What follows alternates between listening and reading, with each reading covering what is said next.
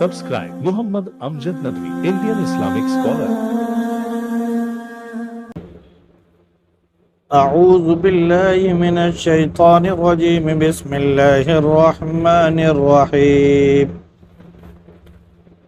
أفبهذا الحديث أنتم مدهنون وتجعلون رزقكم أنكم تكذبون فلولا إذا بلغت الحلقوم وأنتم حينئذ تنظرون ونحن أقرب إليه منكم ولكن لا تبصرون فلولا إن كنتم غير مدينين ترجعونها إن كنتم صادقين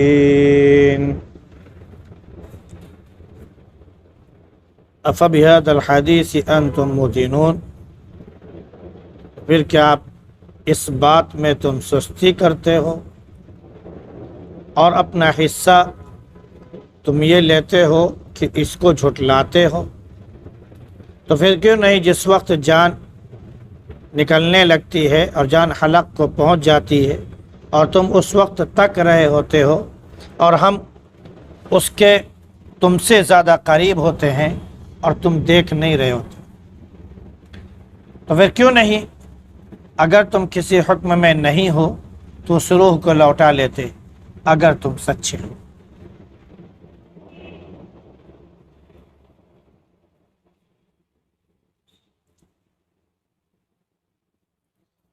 گزشتہ آیات میں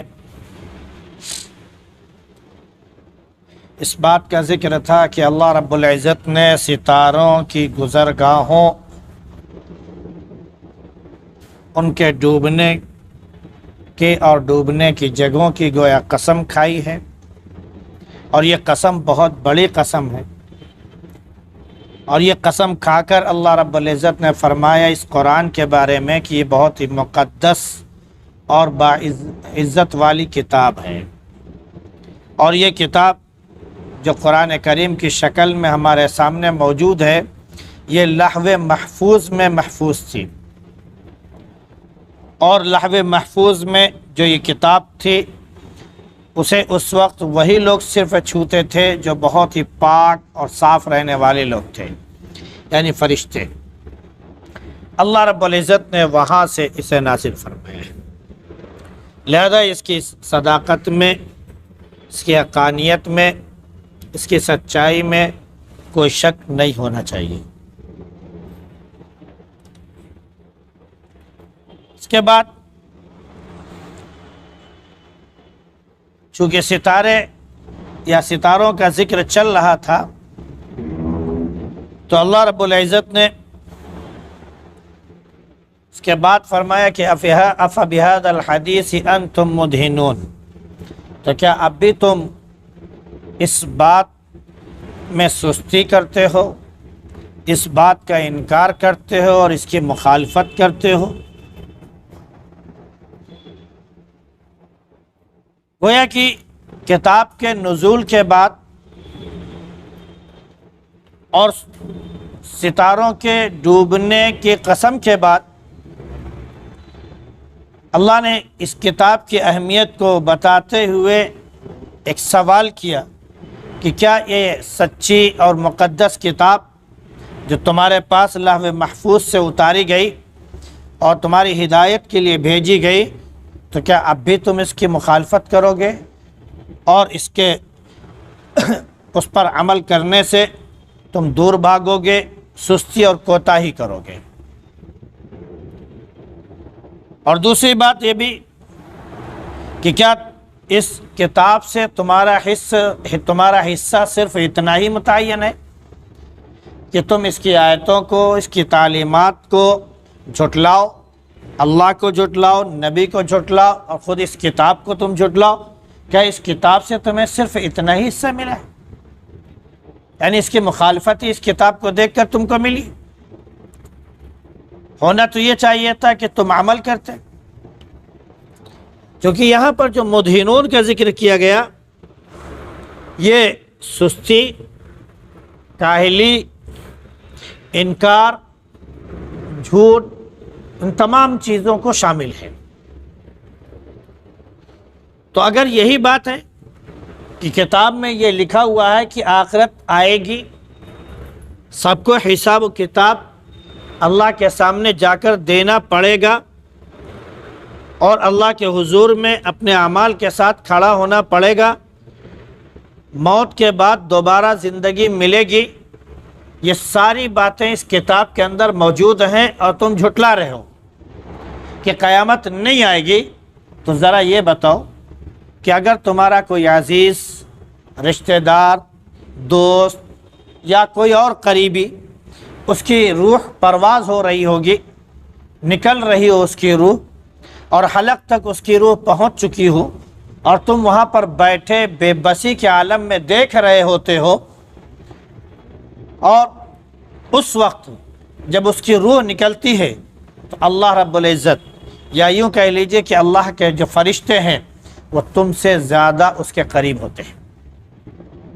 تم تو دور سے بیٹھے ہوئے اس کی جان نکلتے ہوئے دیکھ رہے ہوتے ہو اور کچھ کر نہیں سکتے ہو، اور فرشتے اپنا کام کر رہے ہوتے ہیں جیسے اللہ کا حکم ہوتا ہے، اس اعتبار سے اس کی روح وہ کھینچ رہے ہوتے ہیں، وہ تم سے کہیں زیادہ قریب ہوتے ہیں، اور اللہ ان سے کہیں زیادہ، تم سے کہیں زیادہ اس روح نکلنے والے شخص کے قریب ہوتا ہے، لیکن تم دیکھ بھی نہیں پاتے ہو اور دیکھ سکتے بھی نہیں ہو۔ تو جب یہ تمام باتیں ہیں اور تم کہتے ہو کہ ہم کسی کے حکم میں نہیں ہیں، کسی کے تابع نہیں ہیں، اور کوئی چیز بھی کسی کے تابع نہیں ہے، ہر چیز اپنے اعتبار سے چل رہی ہے، جیسے کہ اللہ کے نبی صلی اللہ علیہ وسلم نے ایک موقع پر ارشاد فرمایا، جب بارش ہوئی تو آپ نے فرمایا کہ کچھ لوگ تھے جو رات میں مومن تھے، صبح جو ہے وہ کافر ہو گئے۔ کچھ لوگ ایسے ہوتے ہیں جو صبح کافر ہوتے ہیں، صبح مومن ہوتے ہیں اور شام کو کافر ہو جاتے ہیں۔ وہ کون لوگ ہیں؟ جیسے کہ بارش ہوئی، صبح کو ہوئی یا شام کو ہوئی، تو بجائے اس کے کہ یہ کہے کہ اللہ کی طرف سے بارش ہوئی، اللہ نے یہ بارش کی، وہ یہ کہنے لگے کہ یہ فلاں ستارہ فلاں جگہ پہنچ گیا تھا اس لیے یہ بارش شروع ہوئی۔ تو بارش کو کس سے جوڑ دیا اس نے؟ ستاروں سے، ستاروں کی گردش سے۔ تو اللہ کے ساتھ انکار کرنے والا اور اللہ کی طاقت کا، اس کی قوت کا انکار کرنے والا ہو گیا۔ تو اللہ کے نبی صلی اللہ علیہ وسلم نے فرمایا کہ وہ انکار کرنے والا ہو گیا۔ صبح کو تو وہ ایمان کی حالت میں تھا، لیکن شام کو وہ کفر کی حالت میں پہنچ گیا۔ ساری چیزیں اللہ کے حکم سے ہوتی ہیں۔ اللہ چاہتا ہے تو بارش ہوتی ہے، اور اللہ چاہتا ہے تو بارش نہیں ہوتی ہے۔ اللہ چاہتا ہے تو سورج نکلتا ہے، اور اللہ چاہتا ہے تو سورج نہیں نکلتا ہے۔ سورج نکلنے کا وقت متعین ہے، اللہ کا حکم ہے، اور اسی کے حکم کے مطابق ہر چیز عمل میں آتی ہے۔ تو جب اسی طرح تم آخرت کا انکار کر رہے ہو اور ہر چیز کا انکار کر رہے ہو کہ ہر چیز جو ہے اپنے اپنے وقت پر خود بخود ہوتی ہے، تو کوئی چیز بھی اپنے وقت پر خود بخود نہیں ہوتی ہے۔ اللہ رب العزت جو ہے اسے کرنے والا ہوتا ہے۔ کوئی چیز اپنے آپ سے نہیں چلتی ہے، اس کا چلانے والا ہوتا ہے، اس کا چلانے والا ہوتا ہے۔ امام ابو حنیفہ رحمۃ اللہ علیہ کے دور میں ایک دہریہ تھا، وہ ایمان والوں سے ڈنکے کی چوٹ چیلنج کے ساتھ کہتا تھا کہ اگر کوئی ایمان والا ہمارے سوال کا جواب دے دے تو ہم مسلمان ہو جائیں گے، ہم کلمہ پڑھ لیں گے، اور اگر جواب نہیں دے پائیں گے تو ان کو ہمارا دھرم اختیار کرنا پڑے گا، وغیرہ وغیرہ۔ اور وہ شخص جو دہریہ تھا وہ کسی چیز کو ماننے والا نہیں تھا، ہر چیز خود بخود ہوتی ہے، ہر چیز خود بخود ہوتی ہے۔ امام ابو حنیفہ رحمۃ اللہ علیہ نے اس کو سمجھایا، اس کے 3 سوال تھے، تینوں سوال کا جواب امام ابو حنیفہ رحمۃ اللہ علیہ نے دیا۔ پہلے سوال کا جواب اس کا یہ تھا کہ اللہ ہے ہی نہیں، ہر چیز خود بخود چل رہی ہے، سمجھ رہے، ہر چیز خود بخود چل رہی ہے، اور وہ اس میں کسی چیز کی وہ محتاج نہیں ہے۔ امام ابو حنیفہ رحمۃ اللہ علیہ نے اس کو جواب اس طرح دیا کہ ہم دریا کے اس پار تھے، کوئی کشتی نہیں مل رہی تھی، اور آنے میں اس لیے ہم کو تاخیر ہوئی. اور لیکن آ گئے اس طرح کہ میں نے یہ دیکھا کہ اچانک جو ہے دریا سے پٹرے نکلنا شروع ہو گئے، پھر کیلیں نکلنا شروع ہو گئی، ہتھوڑی نکلی، اور پھر اس کے بعد یہ دیکھا کہ خود بخود پٹرے جو ہے تہ بتہ لگنے شروع ہو گئے، اور ہتھوڑی سے کیلیں جڑنا شروع ہو گئی، اس میں جلنا شروع ہو گئی، یہاں تک کہ وہ پوری کشتی بن گئی. پھر خود بخود وہ کشتی اس طرف سے میرے پاس آئی اور ہم کو بٹھا کے ادھر لا کے ہم کو چھوڑ دیا. دہریہ نے کہا ان کو دیکھ لو، آج تک تم میں سے کسی نے سنا ہے کہ دریا سے پٹرے نکلنے لگے، دریا سے کیلیں خود بخود نکلنے لگی، دریا سے ہتھوڑی نکلی، خود بخود کشتی بننا شروع ہو گئی، اور کشتی بن کے خود بخود ان کو پہچان کے جناب کو ان کے پاس پہنچی اور ان کو بٹھا کے لا کے اس پار سے اس پار چھوڑ دیا. اتنی سمجھدار کشتی تھی کہ خود بخود وہ کر کے آ گئی. آپ لوگوں کی عقل میں یہ بات آتی ہے؟ سب نے کہا نہیں ہو سکتا ہے، یہ ہو ہی نہیں سکتا ہے کہ خود بخود پٹرے نکلے، خود بخود کیل نکل آئے، خود بخود جوڑنا شروع ہو جائے، خود بخود کشتی بن جائے اور ان کو بیٹھا کے لے جا کے ادھر چھوڑ دے، خود بخود ہو جائے. یہ ہو ہی نہیں سکتا ہے. مگر یہ تو میں تمہیں سمجھانا چاہتا ہوں کہ جب ایک چھوٹی سی کشتی خود بخود نہیں بن سکتی ہے تو اتنی بڑی کشتی، یہ پوری کائنات جس میں ہوا بھی چل رہی ہے، پانی بھی چل رہا ہے، فضا بھی چل رہی ہے، دورت بھی نکل رہا ہے، ساری چیزیں چل رہی ہیں، تو کیا ہے خود بخود کیسے ہو جا رہا ہے؟ اپنے آپ سے. وہیں پر چاروں خانے چتر. میں نے پوچھا کہ اللہ کا رخ کدھر ہے؟ بھائی جیسے ہم ہیں اور آپ ہیں تو بھائی چہرہ ایک ہی طرف ہوگا، تو جب اللہ دیکھ رہا ہے تو اس کی آنکھ ایک ہی طرف ہوگی، تو اللہ کا رخ کدھر ہے؟ قرآن میں تو صاف کہہ دیا فَإِنَّمَا تُوَلُّوا فَثَمَّ وَجْهُ اللَّهِ، تم جدھر بھی رخ کر لو گے اللہ کو اپنے سامنے پاؤ گے. گویا کہ اللہ کا رخ ہر طرف ہے. لیکن اس کو سمجھانا تھا، کیونکہ قرآن کی آیتوں سے جو لوگ نہیں مانتے ہیں کبھی کبھار ان کے سامنے مثالیں بھی دینی پڑتی. امام ابو حنیفہ رحمۃ اللہ علیہ نے ایک شمع جلائی، کہا بتاؤ اس کا رخ کدھر ہے، اس کی روشنی کدھر جا رہی ہے؟ اس کی روشنی چاروں طرف ہے. ایسی اللہ چاروں طرف دیکھتا ہے، اللہ چاروں طرف دیکھتا ہے. ایک سوال یہ تھا کہ زمین کا بیچو بیچ کدھر ہے، کہاں پر ہے؟ سوال تو یہ بہت اہم ہے، اور یہ فیصلہ کرنا کہ زمین کا بیچو بیچ کہاں ہے، یہاں تک کوئی سائنٹسٹ نہیں ہے، سب نے اپنے اپنے اعتبار سے کیا ہے کہ سورہ فلاں جگہ کو ایک جگہ اپنا متعین کیا، وہاں سے ساری دنیا میں جو ٹائم ہے، وقت ہے، اس کا انہوں نے وہ کیا. حالانکہ بالکل غلط ہے. ٹائمنگ کا وقت تو وہاں سے شروع ہونا چاہیے جہاں پر سورج کی سب سے پہلی کرن پڑتی ہے، وہ بالکل بیچو بیچ مانا جائے. پھر اس سے آگے پیچھے دائیں بائیں جو بھی ہیں ان کا وقت متعین کیا جائے اس اعتبار سے.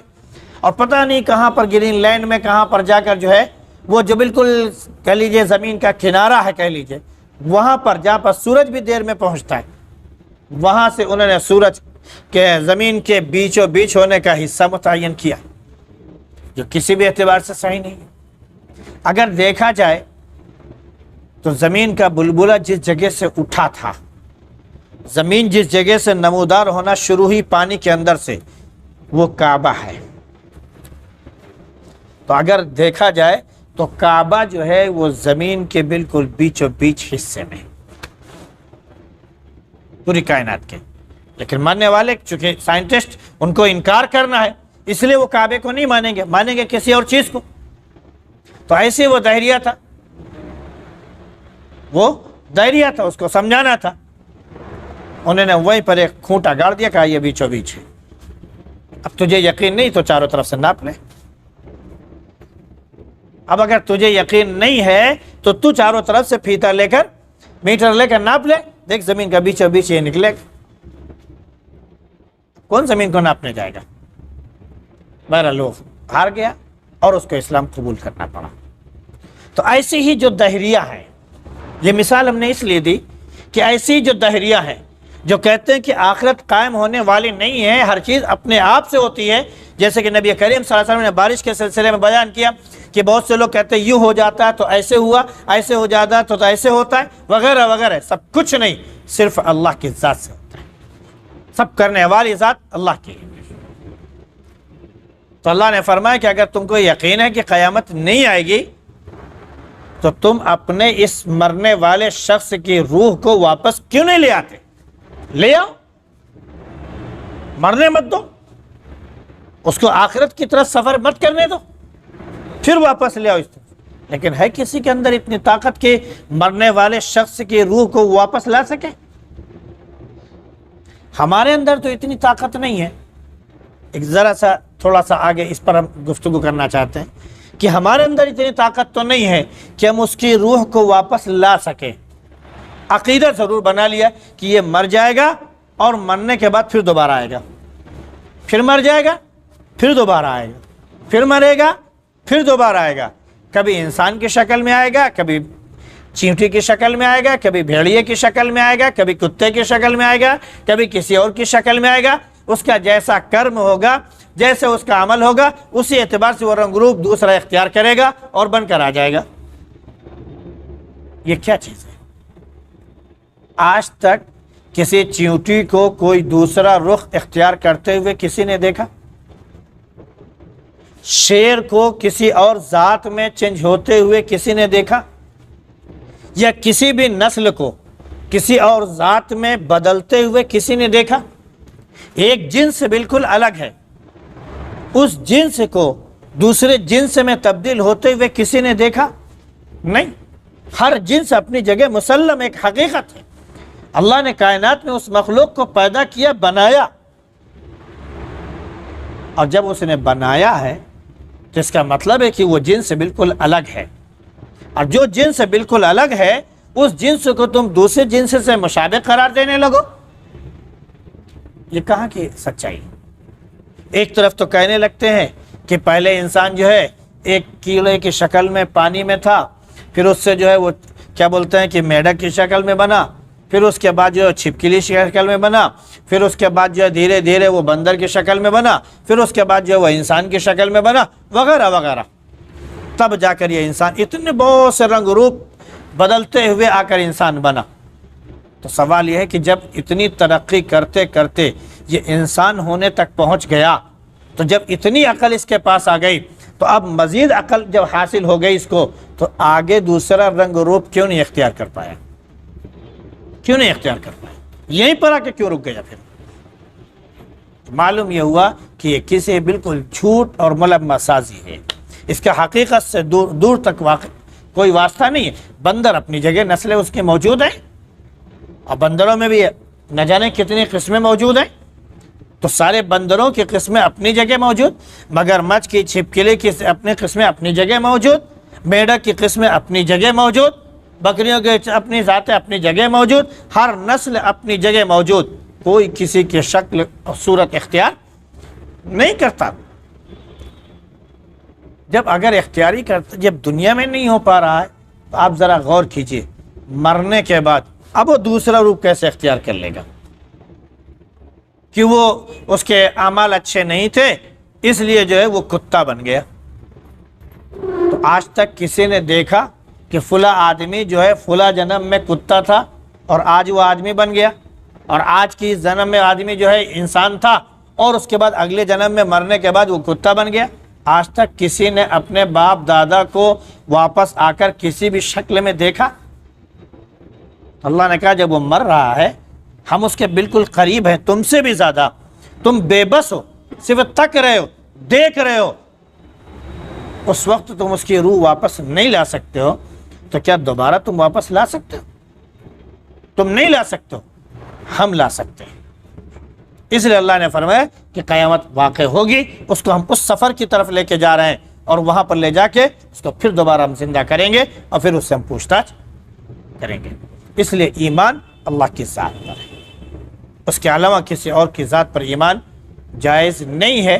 جو اللہ کے ساتھ کسی اور پر ایمان رکھے گا وہ ایمان والا ہو ہی نہیں سکتا ہے، وہ مشرک ہوگا۔ اللہ اس سے ہماری حفاظت فرمائے۔ اور سچے اور پکے مومنوں میں ہم سب کو شامل فرمائے. سبحان اللہ بحمدہ، سبحانک اللہم و بحمدک، ونشہد ان لا الہ الا انت نستغفرک ونتوب.